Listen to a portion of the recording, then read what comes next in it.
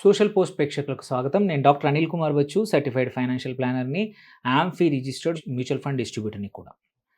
ఈ మధ్య కాలంలో చాలామంది యూట్యూబుల్లో చూస్తే ఇండెక్స్ ఫండ్స్ అనేది చాలామంది వింటా ఉన్నారు. ఈ ఇండెక్స్ ఫండ్స్ యాక్టివ్ ఫండ్స్ అంటే వేరే మ్యూచువల్ ఫండ్స్ కన్నా కూడా అంటే మేనేజ్డ్ మ్యూచువల్ ఫండ్స్ కన్నా కూడా ఏమైనా డిఫరెంటా? ఏవి మంచివి అంటే చాలా పెద్ద డిబేటే జరుగుతూ ఉంటుంది. ఇండియాలో కొద్దిమంది ఏంటంటే ఓన్లీ ఇండెక్స్ ఫండ్స్ బెటరు. కొద్దిమంది ఏమో యాక్టివ్ ఫండ్స్ అంటారు. ఈ డిబేట్‌కి ఎండ్ అంటూ లేదు. పర్స్పెక్టివ్ ఒకటే మారుతా ఉంటుంది. యాజ్ ఎ మ్యూచువల్ ఫండ్ డిస్ట్రిబ్యూటర్‌గా ఇండెక్స్ ఫండ్స్ యొక్క అంటే ఏంటి? డేటాతో ప్రాబబ్లీ ట్రై చేస్తాను. రెండిట్లలో ఏది బెటర్ అయ్యుండొచ్చు. ఇండియన్ సిట్యుయేషన్‌కి ఎట్ దిస్ టైమ్ అది మోర్ ఇంపార్టెంట్. ఇండియన్ సిట్యుయేషన్‌కి ఎట్ దిస్ టైమ్ ఏది బెటర్ అని. ఎప్పుడు ఇండెక్స్ ఫండ్స్ బెటరా అంటే తెలీదు.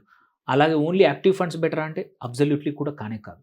సో, అందుకే ఒక మధ్య మార్గం ఏదైనా ఉందా? అది కూడా ఈ వీడియోలో చెప్తాను. తప్పకుండా చివరి వరకు చూడండి. నలుగురికి షేర్ చేయండి తప్పకుండా. సో, ఫస్ట్ థింగ్ వచ్చేసి ఇండెక్స్ ఫండ్స్ అంటే ఏంటి? ఇండెక్స్ అంటే ఇప్పుడు ఎగ్జాంపుల్ సెన్సెక్స్ 50 ఉంది. నిఫ్టీ 50 ఉంది. నిఫ్టీ 50లో ఉన్న కంపోజిషన్ స్టాక్స్‌ది, అట్లాగే నిఫ్టీ 50లో ఉన్న స్టాక్స్ యొక్క weightage as it is maintain చేసే ఫండ్స్‌ని మనం ఇండెక్స్ ఫండ్స్ అంటాం. అంటే బేసికల్లీ ఇండెక్స్‌లో ఉన్న కంపోజిషన్‌ని రెప్లికేట్ చేసి, మిర్రర్ చేసే ఫండ్స్‌నే ఇండెక్స్ ఫండ్స్ అంటామనమాట. సో, ఇక్కడ రకరకాల ఇండెక్స్‌లు ఉన్నాయి ఇండియన్ మార్కెట్‌లో. అన్నిటిని రెప్లికేట్ చేయొచ్చు. Index composition, stocks and weightage కూడా చూసుకోవచ్చు. సో, దేర్‌బై ఏంటంటే it works as a proxy అనమాట. నిఫ్టీ 50 పెరిగితే ఫండ్ కూడా పెరుగుతుంది. సో, సెన్సెక్స్ కానీ, నిఫ్టీ 500 కానీ, నెక్స్ట్ నిఫ్టీ 50 కానీ ఎన్ని రకాల ఇండెక్స్ ఫండ్స్ ఉన్నాయి. సో, ఇక్కడేంటంటే ఇండెక్స్‌లో same stocks, same weightage as it is like index maintain చేస్తారనమాట. ఇక్కడేంటంటే ఎటువంటి యాక్టివ్ సెలక్షన్ లేదు. అండ్ ఇక్కడ నీ మేజర్ గోల్ ఏంటి? ఇండెక్స్ ఎంత ఇస్తుందో నాకంత రిటర్న్ వస్తే చాలు అని అనుకునే వాళ్ళకి మాత్రమే ఇండెక్స్ ఫండ్స్. ఇండెక్స్‌ని బీట్ చేద్దాం అనుకునే వాళ్ళకి ఇండెక్స్ ఫండ్స్ అస్సలు సూట్ అవ్వవు. సో, అది కూడా ఎప్పుడు నమ్మకం ఉంటుంది? నాకు ఇండెక్స్ రిటర్న్స్ వస్తే చాలు. Index returns can never beat అంటే వేరే యాక్టివ్ ఫండ్స్ అసలు బీట్ చేయలేవు అనుకునే వాళ్ళకి మాత్రమే index fund. So, whereas active funds ఏంటి?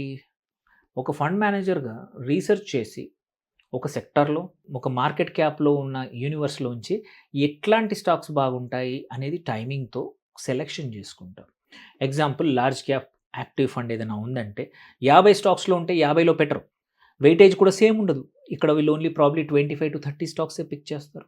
ఇండెక్స్‌లో ఒక స్టాక్‌కి 8%, 7% ఉండొచ్చు. ఇక్కడ వీళ్ళ పోర్ట్‌ఫోలియోలో 15% ఉండొచ్చు, 4% ఉండొచ్చు, అసలు ఉండకపోవచ్చు. సో, ఇక్కడ యాక్టివ్ మేనేజ్మెంట్‌లో ఏంటంటే మచ్ మోర్ యాక్టివ్ డిసిషన్స్ వాళ్ళ నాలెడ్జ్ మీద కానీ, వాళ్ళ ఎక్స్‌పీరియన్స్ మీద కానీ, డేటా ప్రకారం వాళ్ళు ఇన్వెస్ట్ చేస్తారు. సో, ఇండెక్స్ ఫండ్ వచ్చేసి ఒక మార్కెట్ రిటర్న్స్, యావరేజ్ రిటర్న్స్‌ని ఇస్తుంది.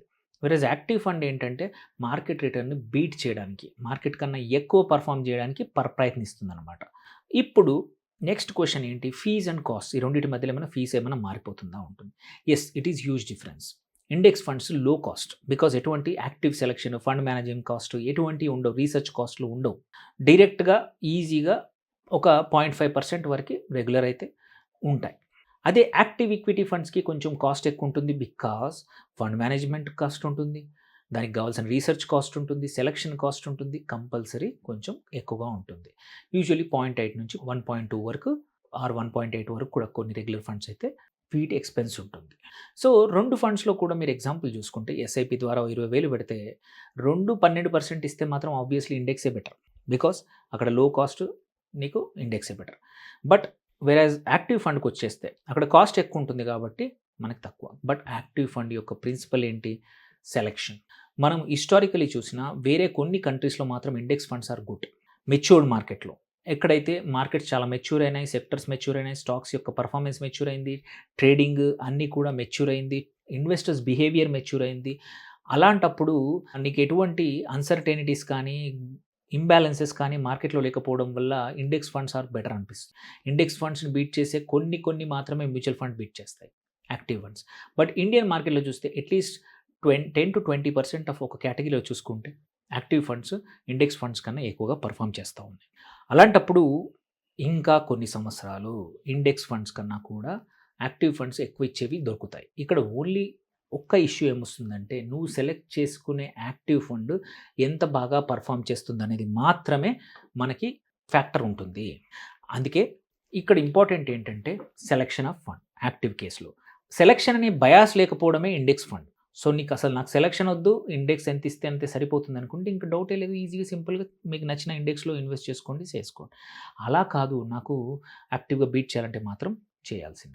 అంత కాదు అంటే ఏంటంటే మధ్య మార్గం అన్న. మీరు అనుకున్న అమౌంట్‌లో ఒక 30%, 40% వరకు కూడా ఇండెక్స్‌లో పెట్టి మిగిలిన 60% యాక్టివ్ ఫండ్ మేనేజ్‌మెంట్‌లో పెట్టుకోండి. దేర్‌బై ఏంటంటే ఒక మీకే తెలుస్తుంది. మీ ఎక్స్‌పీరియన్సే తెలుస్తుంది. ఒక 1 ఆర్ 2 ఇయర్స్ కంపేర్ చేసుకుంటే ఏది బెటరో. ఇక్కడేంటంటే యాక్టివ్ ఫండ్‌లో selection important.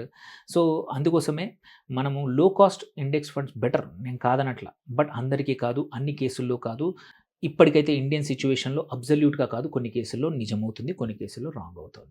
So, in the end చూసుకుంటే it is selection at the same time hopefully ఈ 2 కన్వర్జ్ అవుతాయి కొన్ని సంవత్సరాల్లో. అంతవరకు మాత్రం నేను మాత్రం యాక్టివ్ ఫండ్ మేనేజ్‌మెంట్‌ని నమ్ముతాను. బికాజ్ మన దగ్గర డైవర్స్ యూనివర్స్ ఉంది. అన్ని సెక్టార్‌లు ఒకేసారి పెర్ఫార్మ్ చేయట్లేదు. అలాంటి కేసుల్లో యాక్టివ్ ఫండ్స్‌లో ఇన్వెస్ట్ చేస్తే much higher chance of getting good returns అనమాట.